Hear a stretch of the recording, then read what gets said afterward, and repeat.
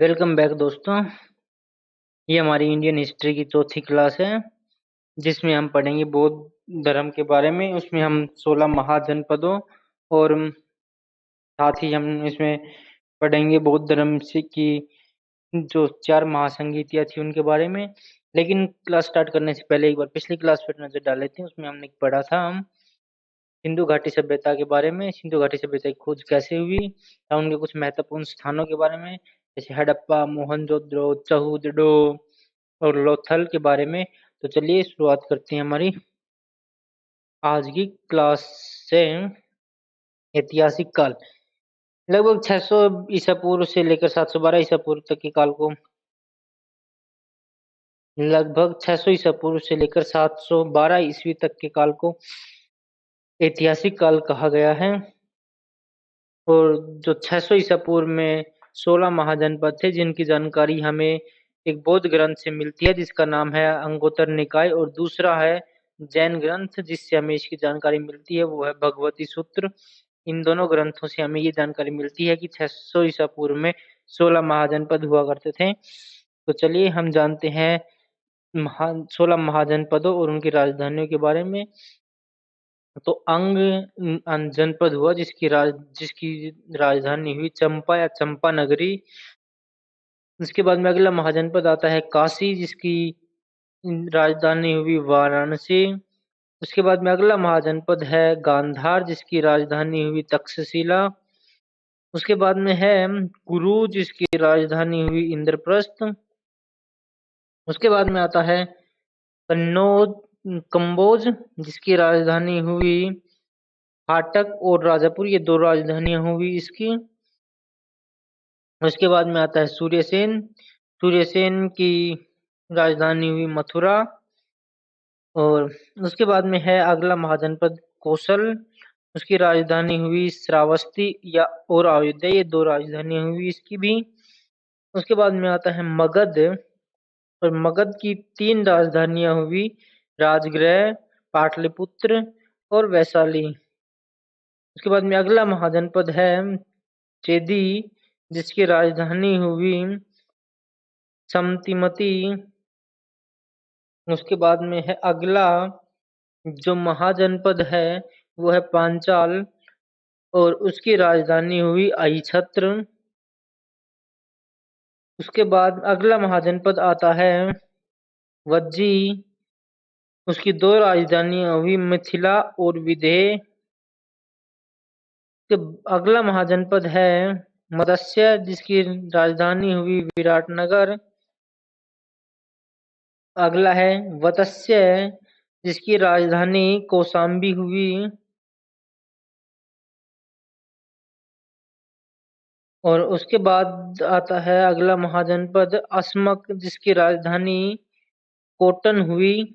अस्मक दक्षिण भारत का एकमात्र महाजनपद था। इसके अलावा अस्मक को छोड़कर बाकी 15 महाजनपद उत्तर भारत में एग्जिस्ट करते थे या उत्तर भारत में हुआ करते थे। केवल अस्मक ही एकमात्र ऐसा महाजनपद था जो दक्षिणी भारत में हुआ। उसके बाद में आता है अगला अवंती, इसकी 2 राजधानियां हुई जो उत्तर में हुआ करती थी उज्जैन, और दक्षिण में हुआ करती थी माहिष्मती। उसका अगला है महाजनपद मल्ल जिसकी राजधानी हुई कुशीनगर। तो ये थे हमारे 16 महाजनपद और उनकी राजधानियां। तो अब हम पढ़ेंगे 600 ईसा पूर्व के जो धार्मिक आंदोलन थे उनके बारे में। उसमें हम सबसे पहले पढ़ेंगे बौद्ध धर्म के बारे में। बौद्ध धर्म के संस्थापक गौतम बुद्ध को माना गया है जिसे एशिया का पुंज ज्योतिपुंज भी कहा गया है। इसका जन्म क्षेत्रीय कुल में हुआ था और उसके कुल का नाम साम्य कुल था। यानी कि गौतम बुद्ध जन्म से ही क्षत्रिय थे। उनके बचपन का नाम सिद्धार्थ था। इनका जन्म 563 ईसा पूर्व में कपिलवस्तु जो कि नेपाल में है उसके लुम्बी नामक स्थान पर हुआ। के बाद में इनके पिता का नाम शुद्धोधन जो कि शाक्य कुल के थे और माता का नाम महामाया जो कि कोशाली वंश की थी। और इनके जन्म से के 7 दिन बाद ही इनकी माता की मृत्यु हो गई और इनका लालन पालन पोषण उनकी जो मौसी थी महामाया की जो बहन थी प्रजापति गौतमी, उसने गौतम बुद्ध का पालन पोषण किया और वही गौतम बुद्ध की पहली महिला शिष्य भी थी। की पत्नी का नाम यशोधरा था, पुत्र का नाम राहुल और सारथी का नाम चाण या चन्ना था। उसके जो घोड़े का नाम कंथक हुआ करता था और 29 वर्ष की आयु में उसने गृह त्याग कर दिया जिसे महावीर निष्क्रमण कहा गया है। और गौतम बुद्ध ने जो था वो ओमा ओनाम नदी के तट पर उन्होंने सन्यासी का रूप धारण किया और महाज्ञान की प्राप्ति के लिए चले गए। तो वो 2 व्यक्तियों से मिले जिसमें से एक से मिले राजगृह में जो था अलार कलाम और दूसरा व्यक्ति मिला उसे वैशाली में जो था रुद्रक रामपुत्र। इन दोनों से उन्होंने शिक्षा ग्रहण की। उसके बाद वो गया पहुंच गए और उन्होंने वहां पर 6 वर्षों की कठोर तपस्या की और 6 वर्षों की कठोर तपस्या के बाद में उन्हें निर्जना नदी के तट पर महाज्ञान की प्राप्ति हुई जिसे निर्वाण कहा गया है। महाज्ञान की प्राप्ति के बाद ही सिद्धार्थ गौतम बुद्ध के नाम से जाने गए और उन्होंने अपना जो प्रथम उपदेश दिया था वो दिया था धर्म चक्र प्रवर्तन और वो दिया गया था सारनाथ में, वाराणसी के सारनाथ में। उन्होंने बौद्ध संघ की स्थापना की सारनाथ में और जो बौद्ध संघ में होते थे उन्हें जो 3 रत्न हुए बौद्ध संघ के वो थे गौतम बुद्ध, संघ और धम्म। ये 3 उसके जो रत्न हुए और जो इसे जो बौद्ध संघ को जो बौद्ध संघ में शामिल होने की जो आयु निश्चित की गई वो कम से कम 15 वर्ष की गई। और बौद्ध संघ की गणपूर्ति में 20 सदस्य हुआ करते थे। उनके जो प्रथम शिष्य थे वो 2 शिष्य थे। एक तो थे तपसु और दूसरे थे मल्लूक या कल्लिक। मल्लूक को ही कल्लिक कहा गया है। उसकी जो प्रथम महिला शिष्य थी वो थी प्रजापति गौतमी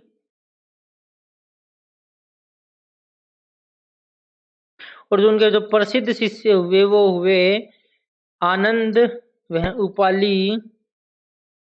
और बुद्ध ने अपने सर्वाधिक जो उपदेश दिए वो दिए श्रावस्ती में, पाली भाषा में। और उन्होंने अपने जीवन के अंतिम समय में वे कुशीनगर गए और वहां उन्होंने अपना अंतिम उपदेश दिया सुवत्स को। और 443 ईसा पूर्व में कुशीनगर के हरियनवंती नदी के किनारे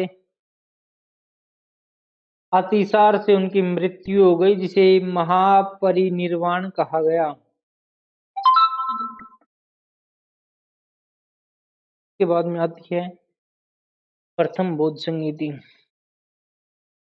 483 ईसा पूर्व में।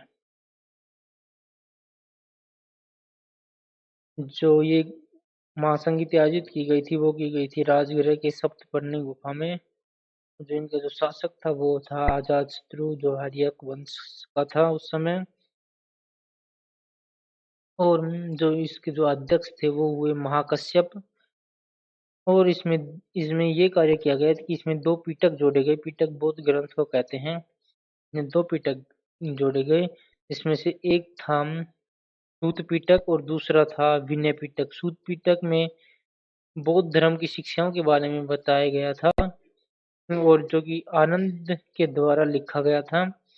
और विनय पिटक उपालि के द्वारा लिखा गया था और इसमें बौद्ध संघ के नियमों के बारे में बताया गया था। के बाद में आते हैं दूसरी महासंगीति के बारे में, जो कि आयोजित की गई थी 383 ईसा पूर्व में। ये स्थान था वैशाली। ये आयोजित की गई थी वैशाली में। और उस समय जो शासक था वो था कालाशोक, जो शिशुनाग वंश का था। और जो इसके अध्यक्ष थे वो थे साब कमीर। इसमें इन जो इनके जो फॉलोवर्स थे, जो अनुयायी थे, वो दो भागों में विभाजित हो गए। पहला था स्थावीर और दूसरा था महासंघिक।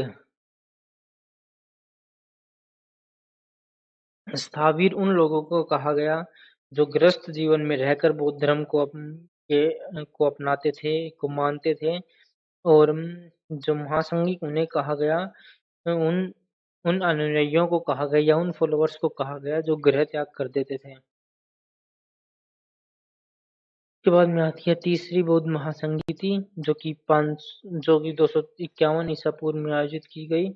ये आयोजित की गई थी पाटलिपुत्र में। उस समय वहां का जो शासक था वो अशोक था, जो कि मौर्य वंश का था। उस समय जो चेयरमैन हुआ, इसका जो अध्यक्ष हुए वो था मोगली पुतिस्यम। और इसमें एक तीसरा पिटक जोड़ा गया, इस जो कि था अभिधम पिटक। इसमें बौद्ध धर्म जो अशोक थे उनके समकालीन बौद्ध भिक्षुकों की जीवनी लिखी हुई थी। उसके बाद में हम आते हैं चौथी महासंगीति के बारे में, जो कि आयोजित की गई थी 78 ईस्वी में। ये आयोजित की गई थी कश्मीर के कुंडलवन नामक स्थान पर। और उस समय वहां का शासक था कनिष्क, जो कि कुषाण वंश का था। और जो इनके अध्यक्ष हुए वो थे आशुघोष, और जो उपाध्यक्ष थे वो थे वसुमित्र। इसमें बौद्ध धर्म दो समाजों में विभाजित हो गया। उसमें से एक था हीनयान और दूसरा था महायान। तो हीनयान और महायान दो भागों में विभाजित हो गया। हीनयान वो व्यक्ति थे जो मूर्ति पूजा में विश्वास नहीं करते थे। और जो हीनयान गौतम बुद्ध को केवल एक मनुष्य मानते थे। और हीनयानों का कोई तीर्थ स्थान नहीं होता है। और ये जो हीनयान, ये मुख्य रूप से श्रीलंका, इंडोनेशिया और म्यांमार में अधिक पाए जाते हैं। और महायान मूर्ति पूजा में विश्वास करते हैं। इसके अलावा ये महायान गौतम बुद्ध को भगवान मानते थे। और ये महायान के 14 तीर्थ स्थल होते हैं, ये तो 14 तीर्थ स्थल हैं। और महायान जो है वो श्रीलंका, इंडोनेशिया और म्यांमार के अलावा बाकी स्थानों पर पाए जाते हैं। तो ये थी हमारी आज की वीडियो। हम अगली वीडियो में इसमें पढ़ेंगे जैन धर्म के बारे में। उसमें जैन धर्म की प्रथम महासंगीति और द्वितीय जैन महासंगीति के बारे में जानेंगे। तो यदि आपको ये वीडियो पसंद आई है तो इसे लाइक कीजिए, शेयर कीजिए और हमारे साथ बने रहने के लिए हमारे YouTube चैनल को सब्सक्राइब करिए। अब हमारी मुलाकात होगी अगली वीडियो में, तब तक के लिए गुड बाय।